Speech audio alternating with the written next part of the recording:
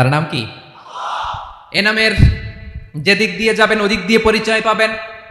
আল্লাহ দিয়ে আল্লাহ কোরআনে অনেক জায়গায় নিজের পরিচয় দিয়ে বলেছেন, আল্লাহু ওয়ালিয়ুল্লাযীনা আমানু ইখরিজুহুম মিনায-যুলুমাতি ইলান-নূর।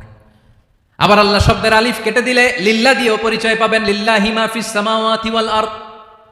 লিল্লাহ থেকে লাম কেটে দিলে থাকে লাহু, লাহুল মুলকু ওয়া লাহুল হামদু, এটা দিয়েও পরিচয় পাবেন।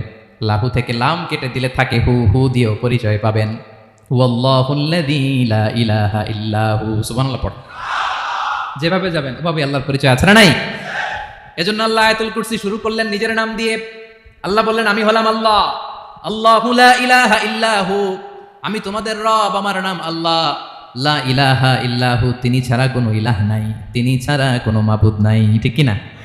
সব নবীরা, ও ভাইয়েরা, সব নবীরা এই দাওয়াত দিতে পৃথিবীতে এসেছেন যে আল্লাহ ছাড়া কোনো ইলাহ নেই। সিম্পল, নবীদের কথা সিম্পল, নবীদের কথায় কোনো প্যাচগোজ নেই। ঠিক কিনা বলেন?